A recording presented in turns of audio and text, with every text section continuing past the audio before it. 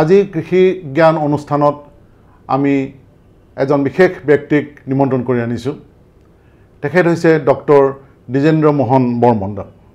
নমস্কাৰ। বৰ্মন ডাঙৰীয়া হৈছে যি ৰাষ্ট্ৰীয় মূল্যাংকন সমিতি আছে নেশ্যনেল প্ৰগ্ৰেম ফৰ অৰ্গেনিক প্ৰডাকশ্যনৰ, এইটো এটা ৰাষ্ট্ৰীয় কাৰ্যসূচী, তাৰে ৰাষ্ট্ৰীয় মূল্যাংকন সমিতিৰ এজন সদস্য। আৰু ডক্টৰ বৰ্মন ডাঙৰীয়াই আমাৰ এই দিশত যথেষ্ট কাম কৰিছে। ইতিমধ্যে গোটেই ভাৰততে জৈৱিক কৃষিৰ ক্ষেত্ৰত আৰু জৈৱিক কৃষিৰ যিটো চাৰ্টিফিকেট বুলি কোৱা হয়, এই চাৰ্টিফিকেট প্ৰক্ৰিয়াৰ লগত জড়িত আৰু বিশেষকৈ ৰাষ্ট্ৰীয় পৰ্যায়ৰ যি কাৰ্যসূচী জৈৱিক উৎপাদনৰ ৮ম সংশোধনীৰ ক্ষেত্ৰত তেখেতসকলে ভালেমান কাম কৰি আছে। আৰু জৈৱিক কৃষিৰ এনে এটা বিষয় য'ত আমাৰ সকলোৰে আগ্ৰহ আছে, বিশেষকৈ অসমৰ কৃষকসকলৰ কাৰণে জৈৱিক কৃষি যদিও পৰম্পৰাগতভাৱে অতি আপোন, কিন্তু ইয়াত কিছু আমি বেলেগ ধৰণে যদি আগ নাবাঢ়োঁ আৰু জৈৱিক কৃষি আন্দোলনটোত বা জৈৱিক কৃষি যিটো ব্যৱসায়িক ভিত্তিত আগবাঢ়ি যোৱাৰ যিটো আমাৰ মূল লক্ষ্য, সেই লক্ষ্যত উপনীত হ'বলৈ আমি ভালেমান কাম কৰিব লাগিব। গতিকে এই বিষয়বিলাক সাঙুৰি আজি কৃষি জ্ঞানত আলোচনা কৰিবলৈ ওলাইছোঁ। বৰ্মন ডাঙৰীয়া নমস্কাৰ। নমস্কাৰ। প্ৰথমতে কওক, আমি যিটো কথা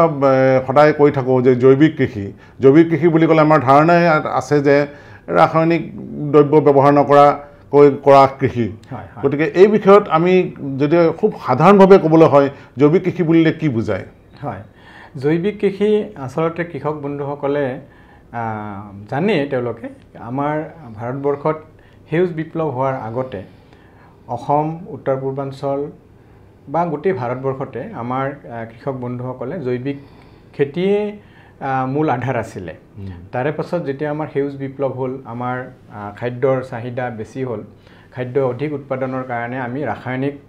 বিকল্পৰ সহায় লৈছিলোঁ। এতিয়া কথাটো হ'ল কি, সহজ ভাষাত যদি আমি কওঁ যে আমাৰ যি কৃষি পদ্ধতি আছে, এই কৃষি পদ্ধতিত যদি আমি কোনো ৰাসায়নিক সাৰ বা ৰাসায়নিক কীটনাশক এনেকুৱা বস্তুবোৰ যদি আমি ব্যৱহাৰ নকৰি জৈৱিকভাৱে যিবিলাক সাৰ থাকে বা কীটাণুনাশক জৈৱিক থাকে, জৈৱিক পদাৰ্থ থাকে, সেইবিলাক ব্যৱহাৰ কৰি যদি আমি শস্য উৎপাদন কৰোঁ, অকল শস্য বুলিয়েই নহয়, যদি মাছো উৎপাদন কৰোঁ, যদি আমি পশুধনো উৎপাদন কৰোঁ বা পশুধনৰ খাদ্য উৎপাদন কৰোঁ, এই সমস্ত ব্যৱস্থাটোকে আমি জৈৱিক প্ৰণালী বুলি ক'ব পাৰোঁ বা জৈৱিকভাৱে উৎপাদিত সামগ্ৰী বুলি ক'ব পাৰোঁ। এতিয়া জৈৱিকভাৱে সামগ্ৰী উৎপাদন কৰোঁ বুলি ক'লেই কথাটো শেষ নহয়, ইয়াৰ লগত আনুষংগিক বহুত কথা আহি পৰিব। যেনে আপোনাৰ জৈৱিক প্ৰমাণপত্ৰ এখনৰ দৰকাৰ, সেই প্ৰমাণপত্ৰ কেনেকৈ পাব বা কেনেদৰে দিয়া হয়, কোনে দিব আৰু এইটোৰ কিহৰ দৰকাৰ, এই গোটেই কথাখিনি আমাৰ কৃষক বন্ধুসকলে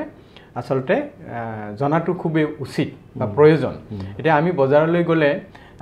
আমি দেখোঁ যে বেঙেনাত পোক আছে নে নাই। যদি পোক আছে তেতিয়াহ'লে আমি ভাবোঁ যে আমি এইটো জৈৱিকভাৱে খেতি কৰা, কাৰণ ৰাসায়নিক পদাৰ্থ ইয়াত ব্যৱহাৰ কৰা নাই, কৰা হ'লে পোক নাথাকিলেহেঁতেন। গতিকে সেইটো আমি আমাৰ ঘৰুৱা বজাৰবিলাকত আমি সেইটো হয়তো এটা মানে মাপক বুলি ভাবিব পাৰোঁ, কিন্তু সেইটো যদি আমি ধৰক বিদেশলৈ পঠিয়াওঁ তেনেকৈতো আৰু আমি পোকে খোৱা বেঙেনা পঠিয়াব নোৱাৰিম, নহয় জানো? গতিকে এই জৈৱিক কথাটো একেবাৰে সহজ সৰল, একদমেই সহজ সৰল। মানে খেতি আমাৰ খেতিয়কসকলে যেনেদৰে সহজ সৰলভাৱে কৰিছিলে আগতে, ঠিক তেনেকৈ জৈৱিক কথাটো একেবাৰে সহজ সৰল। আমি বহুত ক্ষেত্ৰত যিহেতু আমাৰ অভ্যস্ত হৈ গৈছোঁ, বহুত খেতিয়ক আমি ৰাসায়নিক সাৰ বা ৰাসায়নিক দ্ৰব্য সহজতে পোৱা আমি অভ্যস্ত হৈ গৈছোঁ। গতিকে জৈৱিক খেতি বুলি ক'লে আমি হয়তো অকণমান কথাটো ভয়ংকৰ বুলিও ভাবোঁ কেতিয়াবা, কিন্তু আচলতে নহয়, খুবেই সহজ সৰল। জৈৱিক খেতিটোৱে হৈছে জৈৱিক পদাৰ্থ, জৈৱিক বীজ ব্যৱহাৰ কৰি কৰা খেতি। আমি চমুকৈ তেনেকৈ বুজি ল'লোঁ। এতিয়া কথাটো হ'ল জৈৱিক কৃষি উৎপাদনৰ কাৰণে যি ৰাষ্ট্ৰীয় কাৰ্যসূচী লোৱা হৈছে যে national programme for organic production বা NPOP বুলি চমুকৈ কয়, এই কাৰ্যসূচীটোৰ বিষয়ে এটা আভাস দিয়কচোন প্ৰথমতে। এতিয়া NPOP যিটো আছে, national programme for organic production, এইটো ভাৰত চৰকাৰৰ বাণিজ্য তথা উদ্যোগ মন্ত্ৰালয়ৰ অধীনত থকা এটা বস্তু। এই বিষয়টো বা এই কাৰ্যসূচীটো ভাৰত চৰকাৰে 2001 চনত আৰম্ভ কৰিছিলে। আমাৰ উদ্দেশ্য আছিলে যে যেহেতু জৈৱিক খেতি গোটেই সমগ্ৰ বিশ্বতে জনপ্ৰিয় হৈছে বা উপভোক্তাসকলে যিহেতু স্বাস্থ্যৰ প্ৰতি সচেতন হৈছে আৰু বহু ক্ষেত্ৰত আমাৰ দেখা গৈছে যে ৰাসায়নিক সাৰ বা ৰাসায়নিক কীটাণুনাশক দ্ৰব্য ব্যৱহাৰ কৰাৰ ফলত স্বাস্থ্যজনিত বহুতখিনি সমস্যা আহিছে তেতিয়া ইউৰোপিয়ান দেশবিলাক হওক বা আমাৰ আমেৰিকা দেশ হওক বা বাহিৰৰ যিখিনি উন্নত দেশ আছে তেওঁলোকে যিহেতু ভাৰতবৰ্ষৰ পৰা বস্তু খাদ্যদ্ৰব্য বিশেষকৈ আমদানি কৰি নিয়ে তেওঁলোকে বিচাৰে যে আমাৰ বস্তুখিনি জৈৱিকভাৱে যাওক গতিকে ভাৰত চৰকাৰেও এটা নীতি কৰিলে কাৰ্যসূচী ল'লে যে national programme for organic production ইয়াৰ লগত বহুতখিনি কথা জড়িত থাকে ইয়াতে অৰ্গেনিক এই কাৰ্যসূচীত কিছুমান ষ্টেণ্ডাৰ্ড বনোৱা হৈছে যে জৈৱিক খেতিৰ লগত কি কি জড়িত থাকিব বা কি কি নাথাকিব কেনেকৈ হ'ব আৰু তাৰে লগতে জৈৱিক প্ৰমাণ পত্ৰটো খুব গুৰুত্বপূৰ্ণ কথা যিটো জৈৱিক অৰ্গেনিক চাৰ্টিফিকেশ্যন বুলি কওঁ আমি তাৰমানে ধৰক কৃষকে জৈৱিকভাৱে উৎপাদিত যিখিনি ফচল পাব সেইখিনি যে সঁচাকৈ হয় তাৰ কাৰণে প্ৰমাণ পত্ৰ আহৰণ কৰিব নহ'লে উপভোক্তাজনে কেনেকৈ বিশ্বাস কৰিব কাৰণ উপভোক্তা হৈছে মেইন তেওঁলোকক কনভিন্স কৰিব পৰাটো তেওঁলোকক আমি যে জৈৱিকভাৱে উৎপাদিত সামগ্ৰীখিনি তেওঁলোকৰ বিশ্বাস জন্মাব লাগিব হয় এতিয়া মুখৰ কথাত কোনো নামানিব গতিকে সেই যিটো প্ৰমাণ পত্ৰ সেইটো এটা তৃতীয় পক্ষই দিব লাগিব তৃতীয় পক্ষ এটা থাকে থাৰ্ড পাৰ্টি বুলি কওঁ প্ৰথম পক্ষ হৈছে কৃষকজন দ্বিতীয় পক্ষ হ'ল আমাৰ উপভোক্তাজন গ্ৰাহকজন আৰু তৃতীয় পক্ষ হয় যিজনে চাৰ্টিফিকেটটো দিব এই চাৰ্টিফিকেট দিবৰ কাৰণে ভাৰতবৰ্ষতো প্ৰায় ৩৭টা তেনেকুৱা আমি অৰ্গেনিক চাৰ্টিফিকেশ্যন বডি বুলি কওঁ CB চাৰ্টিফিকেশ্যন বডি আমাৰ দেশৰ আছে আৰু আন্তঃৰাষ্ট্ৰীয় পৰ্যায়ৰ তেনেকুৱা চাৰ্টিফাইং বডি আছে তেওঁলোকে দিলেহে এইটো মান্যতা পাব এতিয়া যদুৰাম মধুৰামে যদি চাৰ্টিফিকেট এখন বনাই দিয়ে সেইটো নহ'ব ধুনীয়াকৈ এটা প্ৰচিডিঅ'ৰ বা প্ৰণালীগত পদ্ধতিগতভাৱে যাব লাগিব তাৰে পাছতহে এইটো হ'ব এতিয়া আমি আজি যিটো মানে আলোচনা বিষয় আমি লৈছিলোঁ যে NPOPৰ যিটো অষ্টম সংশোধনী তাৰ ওপৰত আমি আচলতে আলোচনা কৰিব খুজিছোঁ এইটো আচলতে কি হয় আমাৰ যিটো NPOP আছে national programme for organic production এইটো এটা মানে আপোনাৰ সংবিধান বুলি ক'ব পাৰে এইটো ভাৰত চৰকাৰে এইটো সংবিধানটো বনাইছে ধৰক এই যিটো আমাৰ নিয়মাৱলী আছে এইটোৰ মাজে মাজে সংশোধন কৰা হয় কিয় সংশোধন কৰিব লগা হয় আমাৰ ধৰক বাহিৰৰ দেশবিলাকে কিছুমান কেতিয়াবা তেওঁলোকৰ চাহিদা অনুসৰি তেওঁলোকে বেলেগ বেলেগ মাপকবিলাক দিয়ে তেতিয়া তেওঁলোকৰ লগত খোজ মিলাবৰ কাৰণে আমাৰ এইটো সংশোধন কৰিব লগা হয় আৰু এই সংশোধনটো আৰু এটা কাৰণ আছে যাতে আমি অৰ্গেনিক খেতিটো বা অৰ্গেনিকভাৱে জৈৱিকভাৱে উৎপাদিত সামগ্ৰীখিনি কৃষকৰ দ্বাৰা যিখিনি কৰিম সেইখিনি যাতে আৰু সহজ সৰল কৰিব পাৰোঁ যাতে কৃষকসকলে বিশেষ কষ্ট নাপায় তাৰ কাৰণেও কিন্তু এই সংশোধনীটো কৰা হয় এতিয়া এই সংশোধনীটো যিটো অষ্টম সংশোধনীটো আমাৰ 2025 চনৰ জানুৱাৰী মাহৰ 5 তাৰিখে এইটো নটিফাই কৰা হৈছে আৰু 9 তাৰিখে এইটো মুকলি কৰি দিয়া হৈছে গতিকে এতিয়া আমাৰ সংশোধনত কি আছে আমি নিশ্চয় আলোচনা কৰিম আৰু NPOPৰ এটা পদ্ধতিগত হেৰি আছে মানে অফিচ এটা আছে এইটো যিটো সচিবালয় বুলি কওঁ আমি এই সচিবালয়টো দিল্লীত আছে দিল্লীত এপেডা নামৰ যিটো অনুষ্ঠান মানে সংস্থা আছে ভাৰত চৰকাৰৰ বাণিজ্য তথা উদ্যোগ মন্ত্ৰালয়ৰ তেওঁলোকৰ অধীনত এইটোৰ সচিবালয়টো আছে আৰু ইয়াতে বিভিন্ন ধৰণৰ সমিতি আছে ষ্টিয়াৰিং কমিটি আছে ইভালুৱেশ্যন সমিতি আছে আৰু এই সিদ্ধান্তবিলাক এই সমিতিবিলাকে লয় আৰু জনগণৰ মাজতো এইটো যিটো আমাৰ মতামত সেই মতামতটো লোৱা হয় কিন্তু এই সংশোধনী চূড়ান্ত কৰাৰ আগত মতামত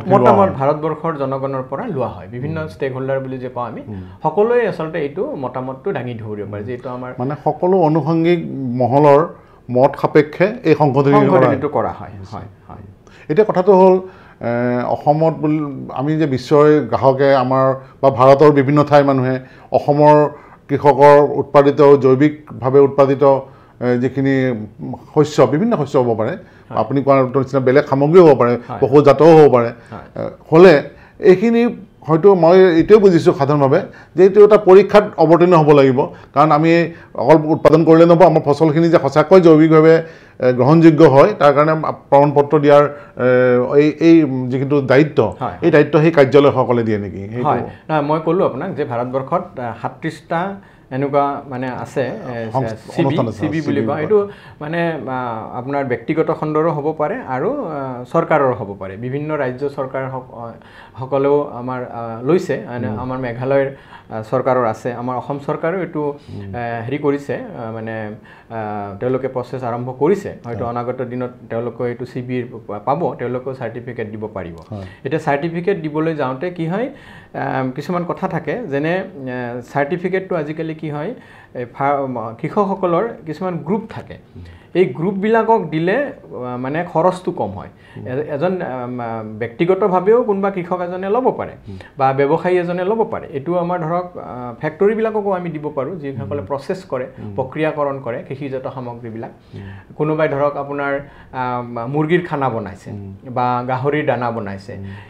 সেইটো অৰ্গেনিক বা জৈৱিক হ'ব পাৰে আৰু তেওঁলোকে প্ৰমাণপত্ৰ ল'ব পাৰে এতিয়া মই যে ক'লোঁ কৃষকসকলৰ গ্ৰুপ মানে হয় এই ৮ম এডিশ্যনটোত মানে ৮ম যিটো সংশোধনী তাতে কি কৰা হৈছে এই গ্ৰুপটোৰ এটা লিগেল আইডেণ্টিটি থাকিব লাগিব যেনে ধৰক FPC হ'ব লাগিব বা তেওঁলোকে আণ্ডাৰ 1860 ছ'চাইটি ৰেজিষ্ট্ৰেশ্যনত মানে হেৰি কৰিব লাগিব এইটো কৰা হৈছে কিয় যাতে ট্ৰেচেবিলিটিটো ভাল হয় যাতে বিশ্বৰ সকলো মানুহে গম পায় যে এই অনুষ্ঠানটোৱে এই ফচফলটো ওলাইছে উৎপাদন কৰিছে হয় হয় এইটো সংশোধনীটোৰ এনেকুৱা ব্যৱস্থা কৰা হৈছে যে যিকোনো মানুহে তেওঁলোকৰ সকলোবিলাক ডাটা ৱেবছাইটত দেখিব পাব চাব পাৰিব আৰু ইয়াৰ কাৰণে কি কৰা হয় ধৰক আমাৰ এটা FPCয়ে এনেকুৱা ধৰক 100জন কৃষকৰ কাৰণে জৈৱিক প্ৰমাণপত্ৰ তেওঁলোকে বিচাৰিছে এটা পদ্ধতিগত হেৰি আছে তেওঁলোকে এপ্লাই কৰিব লাগিব তাৰপিছত মাটিৰ প্ৰমাণপত্ৰবিলাক দিব লাগিব কোনে কি খেতি কৰিছে কিমান কৰিছে উৎপাদন কিমান হ'ব তথ্যখিনি দিব লাগিব আৰু তাৰ কাৰণে কি হয় এই বস্তুটো চোৱা চিতা কৰাৰ কাৰণে এটা তাতে ICS বুলি অফিচ এটা থাকে ICS মানে ইণ্টাৰনেল কণ্ট্ৰল চিষ্টেম এইটো বৰ ভয়ংকৰ বস্তু নহয় এই FPCটোৰে ভিতৰত এটা অফিচ হ'ব এইটো আমি ইণ্টাৰনেল কণ্ট্ৰল চিষ্টেম বুলি কওঁ এই ইণ্টাৰনেল কণ্ট্ৰল চিষ্টেমটোৰ এজন মেনেজাৰ থাকিব এই মেনেজাৰজনৰ তলত আৰু কেইবাজনৰ ইনস্পেক্টৰ থাকিব হয় হয় সেই গ্ৰুপটোৰ মাজতে তেওঁলোকৰ সেই গাঁওখনত বা তেওঁলোকৰ যিখিনি মেম্বাৰ থাকিলে জৈৱিক প্ৰমাণপত্ৰ বিচাৰিছে বা তেওঁলোকে জৈৱিকভাৱে খেতিটো কৰি আছে তেওঁলোকৰ পৰিদৰ্শন কৰা বা মানে প্ৰশিক্ষণ দিয়া তেওঁলোকে সেই কামটো কৰিব তেওঁলোকৰ ওপৰত এই যে মই ক'লো চিবি আছে বডি তেওঁলোকৰো আকৌ তেনেকুৱা মেনেজাৰ থাকিব ইনস্পেক্টৰ থাকিব বছৰত দুবাৰ তেওঁলোকে গৈ পৰীক্ষা কৰিব লাগিব মাটি পৰীক্ষা কৰিব লাগিব তেওঁলোকক মানে প্ৰশিক্ষণ দিব লাগিব গোটেই সমস্ত কথাটো এটা প্ৰণালীবদ্ধভাৱে হয় গতিকে ইয়াতে কোনো লোকঢাক কৰিব নোৱাৰে কোনো কাৰণ লোকঢাক কৰিলে আমাৰ ধৰক ঘৰুৱাভাৱে আমি চলাই নিব পাৰিম কিন্তু যেতিয়াই ৰপ্তানি কৰা হ'ব তেতিয়া কিন্তু আমি ধৰাত পৰি যাম গতিকে এইটো খুব এটা সিৰিয়াস কথা গুৰুত্বপূৰ্ণ কথা এটা আমি মন দিব লাগিব কৃষক বন্ধুসকল কাৰণ কিয় আমি ধৰক এতিয়া যিখিনি আমাৰ অসমৰ প্ৰথমতে মই কথাখিনি কৈ আছোঁ অসমৰ এনেকুৱা কিছুমান ফচলৰ আন্তৰ্জাতিক চাহিদা আছে ধৰক আমাৰ ভোট জলকীয়া কথা কয় আজিকালি কাজি নেমু GI টেগ পালে ঠিক তেনেকুৱা বহু ধৰণৰ এনেকুৱা ফচল আদা আছে হালধি আছে এইবিলাক বস্তুৰ যেতিয়া আমি উৎপাদন আপুনি কৰোঁ আপোনালোকে একদম মনে প্ৰাণে পৰম্পৰাগতভাৱে কোনো ধৰণৰ ৰাসায়নিক সামগ্ৰী নিদিয়াকৈ কৰিছে বিশ্বাসটো আপোনালোকৰ আছে আত্মবিশ্বাসটো আপুনি নিজৰ আছে কিন্তু এই পৰীক্ষাটো পাছ কৰিব লাগিব আপুনি যিখিনি কথা ক'লে যে এটা গোট বনাই ল'ব লাগিব লৈ পেলাই হয়তো পঞ্জীয়ন কৰিব লাগিব কৰাৰ পিছত আপোনাৰ এই যিটো NPOPৰ অধীনত যিটো CB বুলি কৈছে কণ্ট্ৰল CBৰ ফুল ফৰ্মটো চাৰ্টিফিকেট বডি চাৰ্টিফিকেশ্যন বডি এই বডিও চাব চোৱাৰ পিছত যেতিয়া আমাৰ চাৰ্টিফিকেটখন পাম তেতিয়া হয়তো মাজুলীয়ে হওক কাৰ্বি আংলঙে হওক য'ৰে নহওক ক'ৰবাৰ আদাখিনি বা সেই আমাৰ ভোট জলকীয়া হওক বা আমাৰ আজিকালি চাউলৰ ক্ষেত্ৰতে বিভিন্ন ধৰণৰ অসমৰ কণকণি জহাই হওক মানিকী মধুৰি জহা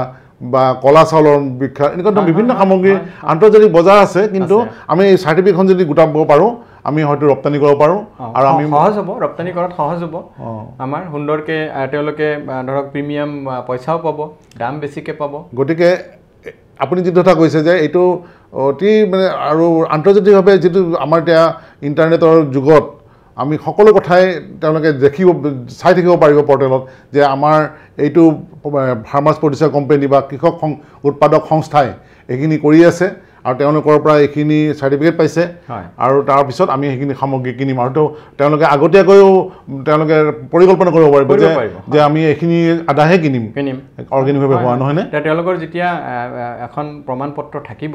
তেতিয়া ৰপ্তানিকাৰীসকল যিসকল আমি এক্সপৰ্টাৰ বুলি কওঁ তেওঁলোকে আগতীয়াকৈ তেওঁলোকক যোগাযোগ কৰি তেওঁলোকৰ পৰা কাৰণ আমাৰতো আদা আজি ৰুলে আজি এইটো নোলায় 9 মাহ পাছত ওলাব গতিকে আজি আপুনি আদা যদি ৰোৱাৰ পিছতেই প্ৰমাণপত্ৰ আপোনালোকৰ আছে তেতিয়া কি কৰিব সেই এক্সপৰ্টাৰজনে আপোনালোকৰ লগত যোগাযোগ কৰি ধুনীয়াকৈ আদা যেতিয়া আপোনালোকে উঠাব তেতিয়া আপোনালোকৰ পৰা বেছি পইচা দি বস্তুখিনি উঠাই লৈ যাব এতিয়া মই যে ক'লোঁ যে আপোনাৰ CB যিটো চাৰ্টিফাইং বডি এনেকৈ আপোনালোকৰ পৰীক্ষা কৰিব CBটোকো আকৌ পৰীক্ষা কৰিবলৈ আকৌ এখন কমিটি থাকে এনেই এৰি দিয়া ভকত নহয় আৰু এই অষ্টম সংশোধনীত কি কৰা হৈছে CBটোৱে যদি কিবা উল্টা পুল্টা কাম কৰে তেওঁলোককতো তেওঁলোকৰ যিখন হেৰি থাকে চাৰ্টিফিকেট থাকে তেওঁলোকক কেনচেল কৰা হ'ব আৰু 10 লাখ টকা জৰিমনাও বিহা হয় এইটো কৃষক বন্ধুসকলে ভয় খাব নালাগে কৃষক বন্ধুসকলক তেনেকুৱা কোনো জৰিমনা নিবিহে কিন্তু এই গ্ৰুপটোৰ পৰা কোনোবাই যদি ধৰক জৈৱিক কৰিম বুলি কৈছে কৰো বুলি কৈছে কিন্তু জৈৱিক নকৰি তেওঁ ৰাসায়নিক সাৰ বা পদাৰ্থ কিবা দি দিছে যদি প্ৰমাণ হৈ যায় তেতিয়াহ'লে আপোনালোকক সেই গ্ৰুপটোৰ পৰা আপোনালোকক উইথড্ৰ কৰিব বা তাৰ হেৰিটোৰ পৰা উলিয়াই দিব তেনেকুৱা ব্যৱস্থা আছে এতিয়া আমাৰ অষ্টম যিটো সংশোধনী তাতে কেইবাটাও গুৰুত্বপূৰ্ণ মানে সংশোধন কৰা হৈছে এতিয়া মই যে ক'লোঁ ধৰক হেৰি কৃষক গোট হ'ব লাগিব কৃষক গোটটোৰ ভিতৰত এটা অফিচ থাকে ICS বুলি কয় ইণ্টাৰনেল কণ্ট্ৰল চিষ্টেম এই আগতে মানে NPOPত কেনেকুৱা আছিল যে ইণ্টাৰনেল কণ্ট্ৰল চিষ্টেমটো ধৰক কোনোবাই দিল্লীত কৰি থৈছে আমাৰ গুৱাহাটী বা দক্ষিণ কামৰূপত বা ডিব্ৰুগড়ত কৃষকখিনি আছে হেনেকৈ চলি আছিলে কিন্তু দেখা গ'ল যে হেতু বস্তুটো ঠিক নহয় কাৰণ ইনস্পেক্টৰখিনিয়ে কেনেকৈ ইমান দূৰৰ পৰা আহি পেলাই এই সংশোধনীটোত কি কৰিলে যে 50 কিলোমিটাৰৰ ভিতৰত এই ICSটো থাকিব লাগিব যদি ধৰক তাতে 100জন কৃষক থাকে বা 500জনো থাকে 50 কিলোমিটাৰৰ ভিতৰত কিন্তু ICS অফিসটো থাকিব লাগিব নহলে হেতু নহব তাৰে পাছতে আপোনাৰ ধৰক আৰু কিছুমান সংশোধন কৰা হৈছে যেনে এই লিগেল এন্টিটি এটা থাকিব লাগে এই গ্ৰুপটোৰ তাৰে পাছত আপোনাৰ এটা আধাৰ কাৰ্ড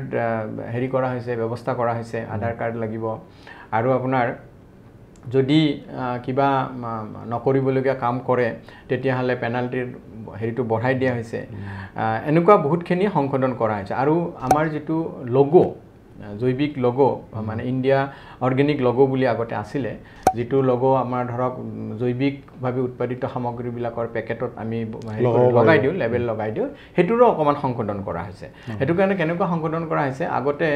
ধৰক আমাৰ আৰু এটা আপোনালোকে গম পাব যে PGS বুলি এটা বস্তু এটা আছে বা পাৰ্টিসিপেটৰি গ্যাৰান্টি সিস্টেম বুলি ইন্ডিয়া হেতু মানে আমাৰ ঘৰুৱা উৎপাদিত বা ঘৰুৱাভাৱে আমি যিখিনি সামগ্ৰী উপভোগ কৰো বা খাও হেখিনিৰ ক্ষেত্ৰত প্ৰযোজ্য আছিল আৰু NPOP যেটো হেতু আমাৰ আন্তৰ্জাতিকৰ ক্ষেত্ৰত এক্সপোৰ্টৰ কাৰণে গতিকে এই দুয়োটা বস্তুত আজিকালি মিলাই পেলাই আমাৰ ইন্ডিয়া লগতো জৈৱিক ভাৰত আৰু ইন্ডিয়া অৰ্গেনিক লোগো এটা কৰা হৈছে কৰি পেলাই কি কৰা হৈছে এটো মানে আপুনি ডমেষ্টিকটো মানে ঘৰুৱাভাৱেও ব্যৱহাৰ কৰিব পাৰিব আৰু ঘৰুৱাভাৱে আপুনি ধৰক ব্ল্যাক এণ্ড হোৱাইট যেটো আমাৰ কলা বগা কাগজ হেনুকাও কাৰণ মানে ৰঙিন দিলে আপোনাৰ খৰচটো বেছি হয় গতিকে হেতু সংশোধন কৰা হৈছে আৰু এটা সংশোধন কৰা হৈছে আপোনাৰ যেটো কি কয় হেৰি মানে কনভাৰ্সন পিৰিয়ড হেতু খুব গুৰুত্বপূৰ্ণ আমাৰ উত্তৰ পূৰ্বাঞ্চল আৰু অসমৰ কৃষকৰ কাৰণে আগতে অৰ্গেনিক সাৰ্টিফিকেট বা জৈৱিক প্ৰমাণপত্ৰ এখন পাবৰ কাৰণে আমাৰ কৃষকসকলে 3 বছৰলৈকে অপেক্ষা কৰিব লাগিছিল এতিয়া কি কৰিছে এই সংশোধনত যদি কোনোবা কৃষকৰ PGS মানে প্ৰমাণপত্ৰ থাকে 3 বছৰৰ তেতিয়া তেওঁ 1 বছৰতে এই সাৰ্টিফিকেটখন পাব প্ৰমাণপত্ৰখন আৰু যদি আমাৰ বিশেষকে হিমালয়ান যিখিনি ৰাজ্য আছে আৰু উত্তৰ পূৰ্বাঞ্চলৰ ৰাজ্য আছে এই ৰাজ্যকিখনৰ যদি কৃষি বিভাগে এটা মানে প্ৰমাণপত্ৰ দি দিয়ে যে এটো অঞ্চলত বা এই কৃষকখিনিয়ে আজি ৩-৪ বছৰৰ পৰা জৈৱিকভাৱে খেতি কৰি আছে আৰু তেওঁলোকেও এবছৰতে এই প্ৰমাণপত্ৰখন পাই যাব এইটো আমাৰ কাৰণে এটা পিজিএছ নাথাকিলেও হ'ব পিজিএছটো গোটেই ভাৰতবৰ্ষৰ কাৰণে কোনোবা ধৰক মহাৰাষ্ট্ৰৰ এগৰাকী কৃষকে পিজিএছ 3 বছৰ ধৰি কৰি আছে তেওঁ এবছৰতে পাব আৰু নহ'লে ধৰক এতিয়া মই আপুনি কওঁতে মনত ধাৰণা এটা আহিছে ধৰক আমাৰ এনেকুৱা বহুত ঠাই আছে অসমত ধৰক এতিয়া কাৰ্বি আংলং ডিমা হাছাও বা মাজুলী বা কিছুমান আমাৰ অতি দূৰণিবতীয়া যিবিলাক গাঁও আছে য'ত ৰাসায়নিকৰ কোনো সামগ্ৰীয়ে যোৱা নাই পৰম্পৰাগতভাৱে খেতি কৰি আছে তাতে হয়তো আমাৰ কৃষি বিভাগে জানে যে ইয়াতে এইটো আমাৰ পৰম্পৰাগতভাৱে অৰ্গেনিক কাম প্ৰডাকশ্যন হৈ আছে তেনেকুৱা ক্ষেত্ৰত কৃষি বিভাগে যদি কৈ দিয়ে তেতিয়াহ'লে এবছৰতে মূল চাৰ্টিফিকেটখন পায় গতিকে আগতে C1 C2 C3 এনেকুৱা ৰ'ব লগা হৈছিলে আৰু সেইকাৰণে আমাৰ উত্তৰ পূৰ্বাঞ্চল বা অসমৰ খেতিয়কৰ কাৰণে এইটো খুব আশাপ্ৰদ আৰু সুখবৰ খবৰ যে আমি এবছৰতে এতিয়া এই প্ৰমাণপত্ৰখন পাব NPOP প্ৰমাণপত্ৰ আৰু NPOPটো আমাৰ যিখন ইউৰোপীয়ান হেৰি আছে তেওঁলোকৰ সমকক্ষ ছুইজাৰলেণ্ডৰ সমকক্ষ গতিকে তেওঁলোকে আপত্তি নকৰে আমাৰ এইখিনি গোটেইখিনি এটপাৰেজি বুলি যি কওঁ আমি সমকক্ষ গতিকে আমাৰ NPOP হেৰিখন খুব মানে পৃথিৱীৰ বহুত দেশে এইটো আন্তৰ্জাতিক পৰ্যায়ত মান্যতা পাইছে এতিয়া কথাটো হ'ল ধৰক আমাৰ কৃষকসকলে জৈৱিকভাৱে উৎপাদনৰ যিখিনি কথা এইখিনি তেওঁলোকৰ কাৰণে বৰ টান কাম নহয় আপুনি কৈছে কেৱল সামান্য এইখিনি কথা যদি আমি চকুত ৰাখি পঞ্জীয়ন কৰি ল'ব পাৰে নিজে কৃষক গোট বনাই পেলাই প্ৰথমভাৱে তেওঁ মান্যতা নিজৰ সংগঠনটো কৃষক উৎপাদক সংস্থা বা FPC বুলি নিজকে বনাব লাগিব তেতিয়া সহজ হ'ব নহয় জানো হৈ পেলাই কিবা এটা সামগ্ৰী আন্তৰ্জাতিক চাহিদা থকা বোলে ভোট জলকীয়াই হওক বা যিটো সামগ্ৰী আদা হ'ব পাৰে আমাৰ অসমৰ যিবিলাক মানে পৰম্পৰাগত বা লিচু তেজপুৰৰ লিচুটো হ'ব পাৰে নহয় জানো তেনেকুৱা ধৰণৰ যিবিলাক আছে আন্তৰ্জাতিকভাৱে আমাৰ অসমৰ কাজি নেমুৰ কথা এতিয়া আহিছে বা চাউল কিছুমান আছে জহা চাউল বিভিন্ন ধৰণৰ জহা চাউলৰ এতিয়া খুব আন্তৰ্জাতিক মূল্যৰ চাহিদা আছে কিন্তু এইবোৰৰ আন্তৰ্জাতিক বজাৰখনত দখল কৰিবলৈ এতিয়া চেগা চুৰুকাকৈ যায় কেতিয়াবা বাতৰিৰ কাকত আমি পাওঁ কিন্তু এইটো যদি এটা মানে প্ৰক্ৰিয়া চলাবলৈ হয় এই চাৰ্টিফিকেটখন লাগিব জৈৱিক প্ৰমাণপত্ৰখনৰ খুবেই জৰুৰী হ'ব আৰু জৈৱিক প্ৰমাণপত্ৰখন থাকিলে আমি নিশ্চিত হৈ থাকিব পাৰিম যে আমাৰ এইটো মানে অসমৰ পৰা যিটো ৰপ্তানি আৰম্ভ হৈছে সেইটো আমি বহুত দূৰলৈ লৈ যাব পাৰিম আৰু বিশেষকৈ কৃষি খণ্ডটো এতিয়া আগৰ সেই গৰুহালত আমি হাল বোৱাৰ কৃষিটোৰ কথা ভাবিলে নহ'ব আমি আন্তৰ্জাতিক বজাৰখনত দখল কৰি কেনেকৈ আমাৰ শিক্ষিত যুৱচামে কৃষি ক্ষেত্ৰত আহি পেলাই এটা খুব সুন্দৰ এটা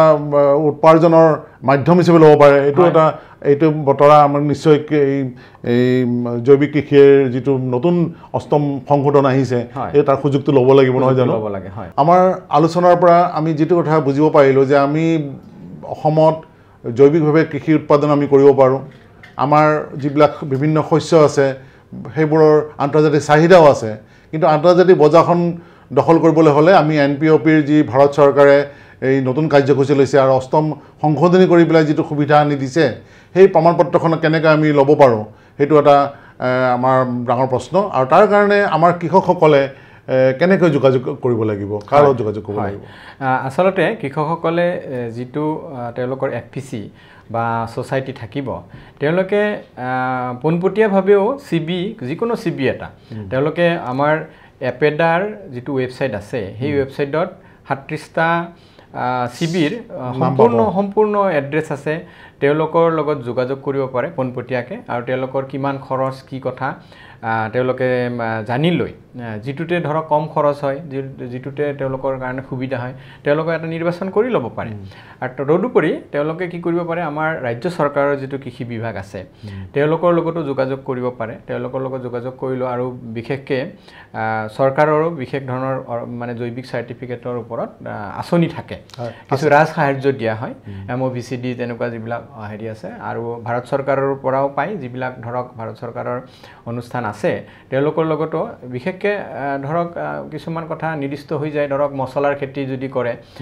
তেওঁলোকে স্পাইচেছ বোৰ্ডৰ লগত যোগাযোগ কৰিব লাগে কোনোবাই যদি ধৰক চাহপাতৰ কৰিছে জৈৱিকভাৱে তেওঁলোকে টি বোৰ্ডৰ লগত যোগাযোগ কৰিব কোনোবাই যদি কফি কৰিছে কফি বোৰ্ডৰ লগত আৰু বাকী এইখিনিক বাদ দি যিসকলে ধৰক ধানৰ খেতি কৰিছে বা কিবা তেনেকুৱা কৰিছে বা প্ৰক্ৰিয়াকৰণ কৰিছে কৃষিজাত সামগ্ৰী তেওঁলোকে এপেডাৰ লগত যোগাযোগ কৰিব পাৰে জৈৱিক চাৰ্টিফিকেট বা জৈৱিক প্ৰমাণপত্ৰখন পোৱাৰ কাৰণে প্ৰথমতেতো চিবিৰ লগত যোগাযোগ কৰিবই লাগিব পোনপটীয়াকৈ বা কোনোবা অনুষ্ঠানৰ যোগেৰে আৰু কৃষক বন্ধুসকলৰ কাৰণে মই কৈছোঁ যে যদি কিবা অসুবিধা পায় আমাৰ লগতো পোনপটীয়াভাৱে যোগাযোগ কৰিব পাৰে এতিয়া আপোনাৰ যদি নম্বৰটো ফোন নম্বৰটো দিব পাৰে হয় মই ফোন নম্বৰটো মই কৈ দিছোঁ মোৰ ফোন নম্বৰটো 6295 779261 6295 779261 এইটো মোৰ ফোন নম্বৰ মোক যোগাযোগ কৰিলেও মই বিশেষ ধৰণে যেনেকৈ সহায় কৰিব পাৰি মই সহায় কৰি দিব পাৰিম বিভিন্ন ধৰণৰ প্ৰশ্ন হ'ব পাৰে বা হয়তো কেতিয়াবা সুকুজা লাগিব পাৰে বা কেতিয়াবা প্ৰশিক্ষণৰ প্ৰয়োজন হ'ব পাৰে গতিকে গোটেইখিনি ক্ষেত্ৰত নিশ্চয় আৰু আমি আৰু কি কৰোঁ ধৰক আপুনি জৈৱিকভাৱে উৎপাদিত সামগ্ৰী আপোনাৰ আছে আমি কি কৰোঁ ধৰক আপুনি মাৰ্কেট পোৱা নাই বজাৰ পোৱা নাই এইখিনিতে মই আকৌ ক'বলৈ বিচাৰিছিলোঁ যে আমাৰ যিটো হেৰি থাকে ICS থাকে এই ICSক এটা এই সংশোধনীত আৰু এটা দায়িত্ব দিয়া আছে তেওঁলোকে কৃষকক বজাৰো বিচাৰি দিব লাগিব গতিকে সেই কি যদি ICSটো যদি বজাৰ বিচাৰি পোৱা নাই বা কৃষকে পোনপটীয়াভাৱে যদি বজাৰ বিচাৰি পোৱা নাই আমাৰ লগত যোগাযোগ কৰিলেও আমি কি কৰোঁ আমাৰ যিসকল ৰেজিষ্টাৰ্ড এক্সপৰ্টাৰ থাকে তেওঁলোকৰ লগত আমি যোগাযোগ কৰাই দিওঁ হয় তেতিয়া ধৰক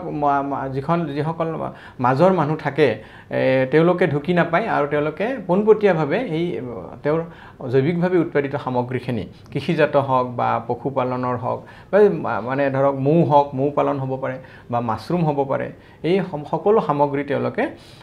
পোনপটীয়াভাৱে এজন এক্সপৰ্টাৰৰ হাতত দি মানে লাভান্বিত হ'ব পাৰে মানে ৰপ্তানিৰ পথাৰখনত ভৰি দিব পাৰে আৰু আমাৰ দেশক চহকী কৰিব পাৰে ধন্যবাদ ডক্টৰ বৰ্মন আজি আপুনি এই কম সময়তে এই জৈৱিক উৎপাদনৰ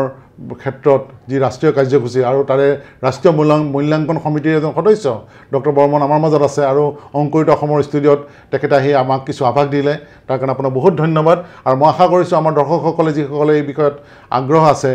যদি কোনো কথা জানিব মন খোজে তেখেতে তেওঁ নিজৰ মোবাইল নম্বৰ দিছে আপোনালোকক গতিকে আশা কৰোঁ আপোনালোকে যোগাযোগ কৰিব পাৰিব আৰু আমি এইখিনিকে কৈ আজি কৃষি জ্ঞানৰ আমাৰ এই অনুষ্ঠানটো সামৰণি মাৰিছোঁ নমস্কাৰ